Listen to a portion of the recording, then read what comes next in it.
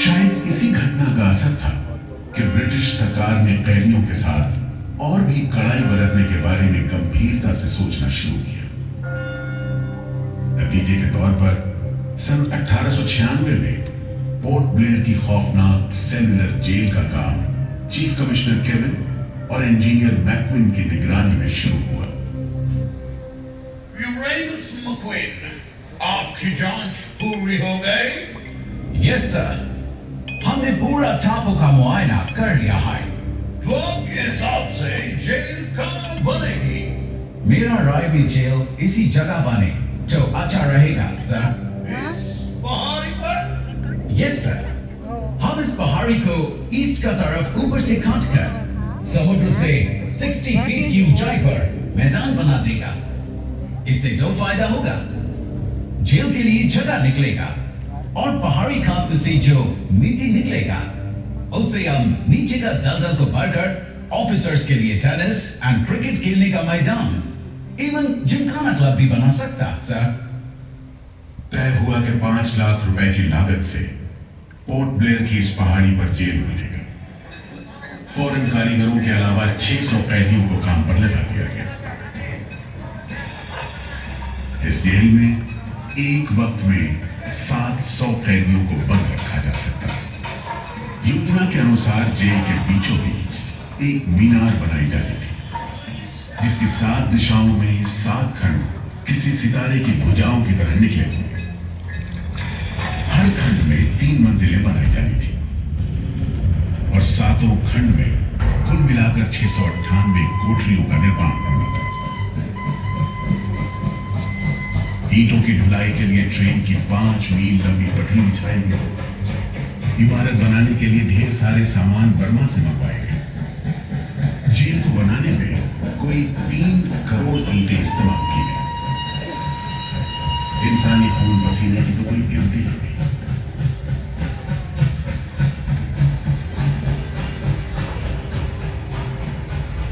सुबह दोपहर शाम रात कोड़े चलते रहे और काम होता रहा।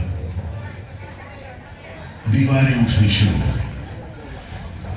आखिरकार 10 साल बाद सन 1906 में यह विशालकाय जेल तैयार हुई और यहीं से अंडमान के इतिहास का सबसे काला दौर शुरू हुआ।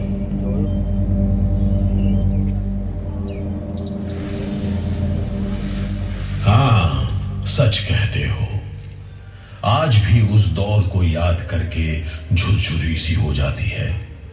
मैं पुराना पीपल का पेड़ जेल खाना बनने के इस लंबे अरसे में हर रोज अपनी जान की खैर मनाता रहा, क्योंकि इस पहाड़ी पर उगे हुए घने जंगल साफ करने के दौरान बहुत से लोग थे जिनका ख्याल था कि मुझे भी और पेड़ों की तरह काट गिराया जाना चाहिए।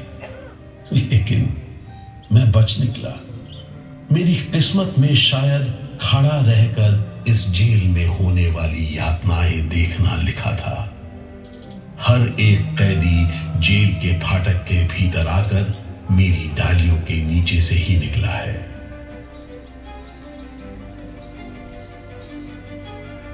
जैसे जैसे अंग्रेजी शासन के खिलाफ आजादी की मांग तेज हुई, ब्रिटिश सरकार ने सेलुलर जेल के फाटक हर छोटी बड़ी बात के लिए खोलने शुरू कर दिए। किसी ने पर्चा निकाला तो अंडमान जेल, किसी ने लेख लिखा तो अंडमान जेल।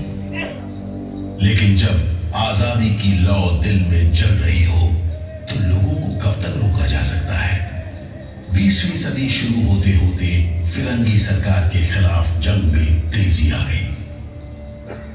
अलीपुर षड्यंत्र कांड, चटगांव डकैती कांड, काकोरी कांड, लाहौरी बम कांड, मोपला विद्रोह, नासिक षड्यंत्र, कितने मामले गिनवाए, ये सूची लंबी है। लिहाजा एक नए किस्म के अभियुक्तों ने अंडमान की सेलुलर जेल में कदम रखा। ये नई किस्म थी क्रांतिकारियों की। क्या शानदार लोग थे। मस्ती में झूमते, गीत गाते जेल में कदम रख रहे थे, मानो जेल नहीं मंदिर जा रहे हो।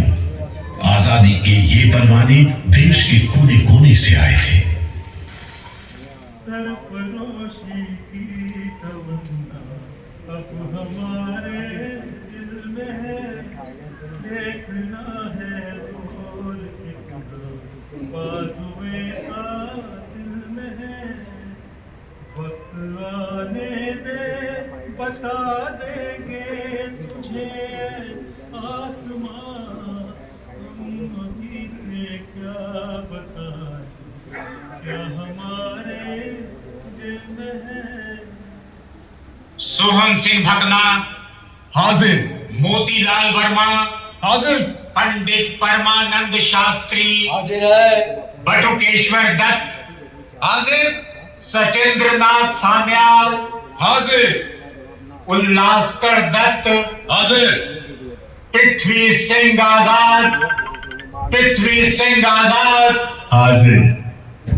हर आदमी के दिल में स्वाधीनता की लौ जल रही थी। इस जोत को बुझाने का काम ब्रिटिश सरकार ने जिस अफसर को सौंपा वो था सेलुलर जेल का जेलर डेविड बेरी। जमादार। जी हुजूर। जी हुजूर। नए आप कैदी लोग आया? जी सरकार, सभी लाइन से खड़े हैं। ठीक है, सुनो, इनसे कह दो कि इस जगह पर हम शेर को पालतू बना रहा है। तू जेल का दीवार देता है, जानता है इसको इतना नीचे क्यों बनाया? इधर से कोई भागने को नहीं सकता। यह सब तरफ 1000 माइल्स तक पानी है और ऊपर खुदा है, और तुम हमको देखता है? हम इधर का खुदा है, डेविड बेरी। Get it? इस तरह कैदियों से ठस ठस भरी जेल की गंदी सीलन भरी बदबूदार हवा में कैदियों का बंदी जीवन शुरू होता है। बेड़ियों की आवाज, वार्डनों की गाली गलौज और मार खाते कैदियों की चीख पुकार से गूंजते कोठरियों का दम माहौल खड़े से खड़े इंसान को तोड़ने के लिए काफी था। लेकिन इन कोठरियों में ऐसे बंदी किया है जिन्हें के बाहर हताश करने की बजाय जुल्म का मुकाबला करने की प्रेरणा देता रहा। वीर विनायक दामोदर सावरकर, ये नाम ऐसे ही बंदियों में बड़े सम्मान के साथ लिया। जयोस्तुते जयोस्तुते जयोस्तुते जयोस्तुते जयोस्तुते जयोस्तुते जयोस्तुते जयोस्तुते जयोस्तुते जयोस्तुते जयोस्तुते जयोस्तुते जयोस्तुते जयोस्तुते। श्रीमहन मंगले शिवास्पदे शुभदे, श्रीमहन मंगले शिवास्पदे शुभदे, स्वतंत्रते भगवती त्वामहं यशोधुतां वन्दे। जयोस्तुते।